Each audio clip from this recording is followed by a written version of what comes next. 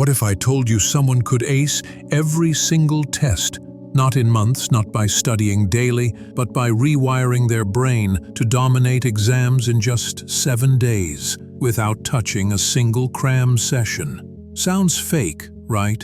That's exactly why no one believed him, because he didn't follow the rules everyone else was obeying. He didn't make colorful notes, attend every class, or stay up all night with coffee and anxiety. In fact, he never even opened his book until the final week.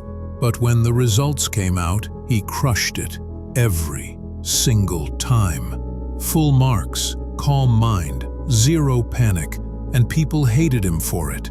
They called him lucky. They whispered behind his back. But the truth is, he wasn't lucky, or gifted, or born with some IQ gene. He was dangerous because he cracked the system, and he did it by hacking his brain like a machine. This is what schools won't teach you, because if you understood what I'm about to show you, you'd stop studying like a slave and start learning like a psychological predator.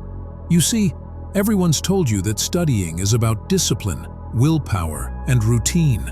Wake up early, revise daily, use flashcards, repeat. But here's the ugly truth they won't admit. Your brain doesn't care how hard you try. It only remembers what it's been trained to crave, fear, and respond to.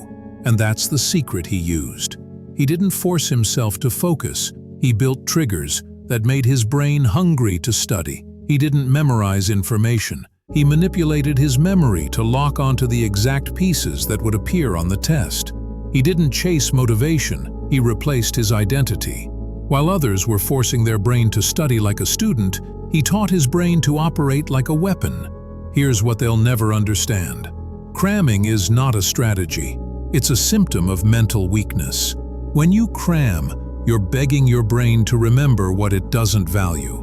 But when you train your brain to value knowledge, it doesn't need reminders. It retains everything automatically. So he used a method that was cold, manipulative, and brutally efficient. He planted mental questions that made his brain restless. He added urgency when no one was watching. He spoke to himself like a villain, not a victim.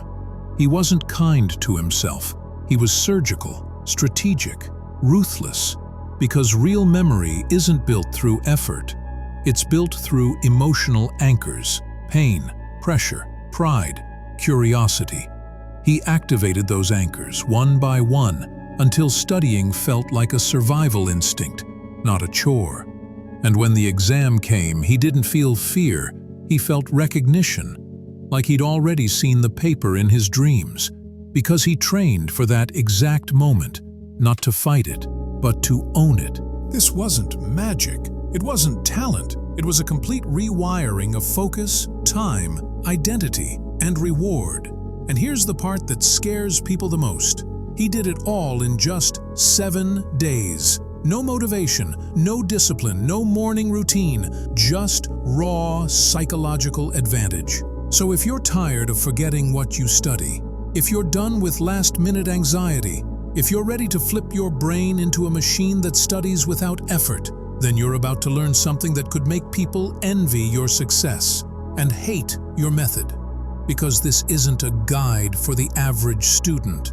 This is a blueprint for those who want to dominate, quietly, without begging for attention, without showing the world how hard they're trying. This is for the ones who want to be feared in the classroom, the ones who want to walk into any exam and already know they've won. If that's you, keep watching, because I'm about to break down exactly how he did it, step by step. And once you understand it, there's no going back. Day 1, the trigger day, installing the curiosity loop.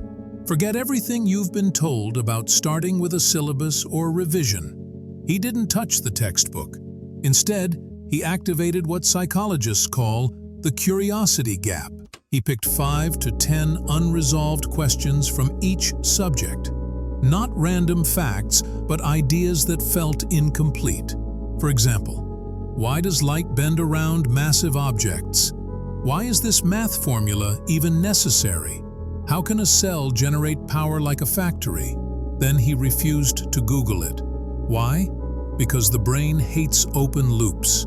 Unanswered questions become mental itches. This means when he finally opens the book, his brain is already primed to devour the answers, with zero resistance. This isn't studying. This is psychological baiting. He didn't chase information. He made his brain chase him for the answers. Day 2, the 10-minute lock rule, addiction trick. He used a fake study rule. I'll only study for 10 minutes. It sounds lazy, but it's genius. Because once the brain starts, it can't stand interruption in the middle of a task.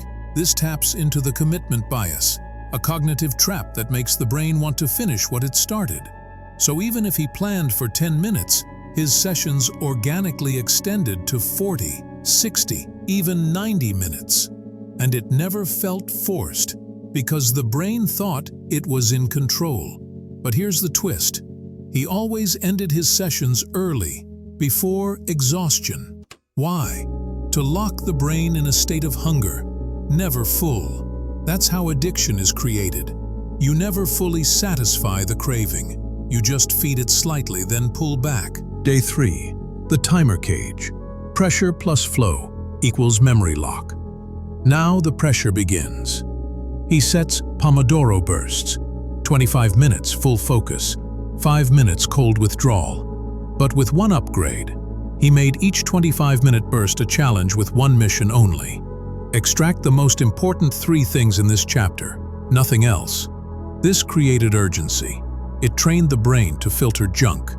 He wasn't reading, he was hunting. During breaks, he didn't scroll or chat. He used dopamine starvation, just walking or closing his eyes. Why? So when he returns to the book, the brain begs for stimulation, and the study material becomes the reward. This is dopamine rewiring. Your brain thinks, studying feels better than distraction. And once that happens, you win. Day 4-5. The subconscious retention trap. He stops active study. Yes, completely. Instead, he uses passive reinforcement. He listens to his voice reading key definitions while walking. He rereads handwritten summaries once before bed. He visualizes diagrams with eyes closed. No note-making, no testing, just repetition under low focus. Why? Because this is how long-term memory is built, by letting the subconscious chew on content in background mode. By now, he's not learning. He's just letting it sink deeper, without resistance. Day 6. The hated genius identity protocol. Now comes the darkest part. He starts acting like the test is already won. He does mock questions not to see what he knows, but to prove what he already owns. He says out loud, "I already know this. I've trained for this. I don't need to panic." He writes answers in exam-like pressure. One attempt, no checking. The goal? Convince the brain it's already inside the exam. So when the real exam comes, it feels like a repeat, not a fight. He even walks, talks, and moves like he's already the topper. Why? Because identity, technique. When your brain believes something is normal, it stops panicking and starts performing. Day 7. Prediction plus confidence loop. This day is not for studying, it's for predicting. He scans past papers, makes 10 predictions for likely questions, and writes hypothetical answers. This forces the brain to simulate performance, not just consume info. And each answer he writes is reviewed just once, not for correction, but lock the feeling of success. He's now in a loop of, "I guessed it right. I answered with ease. This feels natural." It's a neurofeedback loop that reinforces mastery, not faking, not hoping, just pure psychological domination of the subject. And just like that, in 7 days, no cramming, no panic, no last-minute all-nighters. He walks into the exam calm, hungry, and certain, because he didn't fight with his brain. He trained it. He didn't study like a slave. He studied like a hated genius. So, now you know. He didn't ace his exams because he was gifted. He aced them because he used dark psychology to turn study into obsession, pressure into power, and identity into dominance. And the question is, are you still going to cram blindly? Or are you ready to flip the switch, and become the student everyone whispers about. If you're serious about transforming your brain into a study machine, drop a comment below. I choose to be the hated genius. I'll know you're not here to play safe. Like, share, and send this to someone who's still stuck in the wrong system. Because this method isn't for everyone. It's for the dangerous few who don't want to just pass. They want to control the game.